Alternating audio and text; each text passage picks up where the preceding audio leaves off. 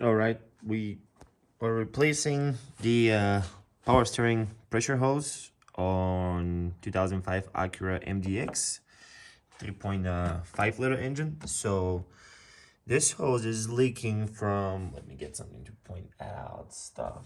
There you go. So this pressure hose is leaking from right over there underneath. I'm not gonna start the car right now to show you. I mean, it's leaking and that's it. So once you turn the steering wheel, um, the pressure shoots fluid out, and as you can tell, everything else down the line is soaking wet with fluid. So as of right now, what I've seen in order for you to take that thing out is these two bolts here on the power steering pump. Try not to lose those. And then following the pressure hose down the line, there is a bracket right there. I don't know if the camera will focus. There you go. And that line stays right there. And that's a 10mm bolt. Take that out. Down the line, there's down the line is where the situation gets more complicated. So I'll go under the car and I'll show you. All right, so down here next to the on the steering rack, there's one right over there. You can see the clamp, the open clamp, right? This one, the black part. This is a pain in the ass to take out. So in order for me to get there, all right, I'm gonna leave this there. In order for me to get that thing out, that guy right there, that clamp, that stays right down there. It's also a 10mm bolt, but it's on a very shitty spot. And it's a painful process to take it out. So I had to get the heat shield out of the exhaust so I can access this little sucker right there. I use a 10mm wrench. You can barely kind of get it going, but half turn by half turn, you'll get it out. So that's the bracket that holds the pressure hose to the frame. And there's one more, of course, because one is not enough. So let's see if we can see this one here. Here is the other one, right there. Also, what I'm using is a wrench between the chassis and the clamp. It's a very tough, guys. Seriously, that's one of the things that definitely you don't want to deal with. But hey, it is what it is. I'm gonna turn the camera right here, maybe, so you can see. So this is the bracket we're talking about. As you can tell, there's a little bit of opening. You have to get your finger in. So I put the wrench in and kind of let it loose, half turn by half turn or a quarter turn or whatever. And once you get this one going, I mean, once you get it out and once you get it going, it's easier to get it out. Once you get it out, we need to get and disconnect the pressure hose from the steering rack. So I'm going to show you how the process look like.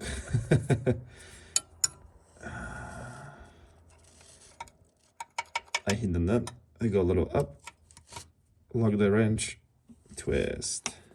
Let's do it one more time. Hit on the top, lock it, twist. And that's how it is. Quarter turn, but hey, it works. There's no room for anything else. All right, let's take a quick look from the top.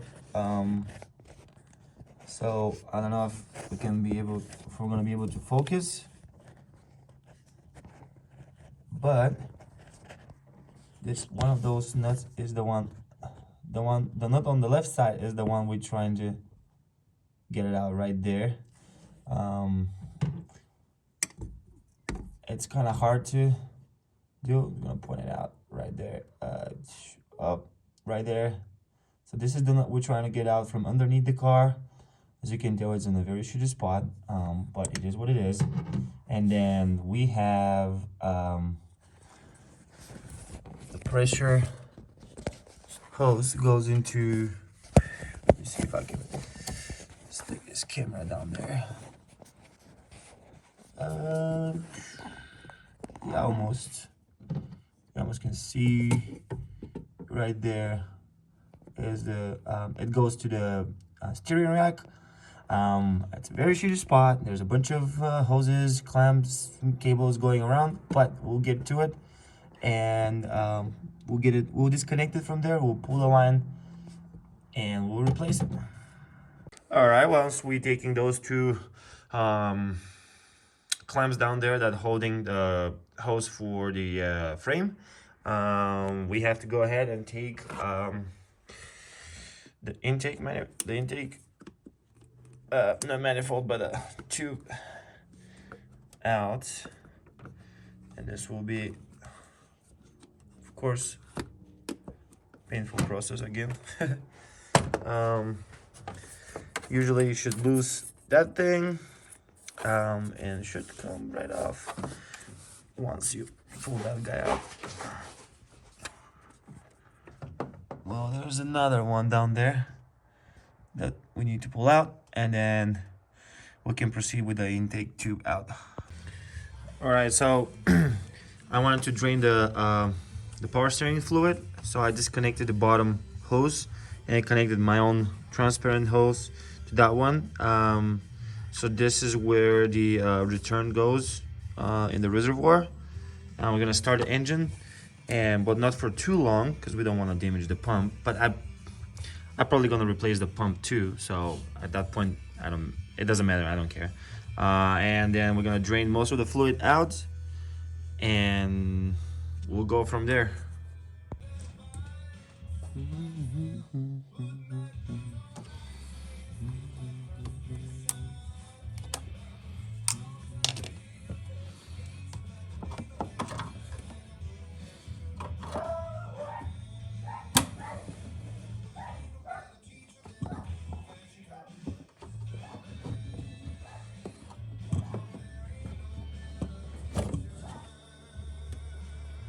All right, we're gonna wash this filthy thing, clean it up a little bit, and we'll put it back. All right, that thing looks way better. Give it a little clean, and it's good to go back in there where it belongs. Okay, so after we clean the reservoir and we I disconnected the high pressure hose from the steering rack, and I just disconnected the sensor. That was not an easy task at all. So once you do that, you can start pulling the line out, which will be difficult, but as you can tell, maybe you can see, maybe you can't, right down there. And this stupid camera focuses right there. So this is the disconnected line, and I have to pull it all the way to the left under the engine, and it comes right up there. So you're gonna do that. It's gonna be a tough one. You might have to go under the car. I removed the bracket, that bracket that holds the hose for right there. You can see this rubber thing right on top of on the tip of my flashlight. It's a rubber bushing, and this thing goes in and holds the two lines, the high pressure hose line and whatever else is there. You have to disconnect that and take it out. All right, so we pulled the old sensor, and to pull the high pressure line, you gotta lower the subframe. So the bolts are a mile long on each side, and yeah, you have to do it.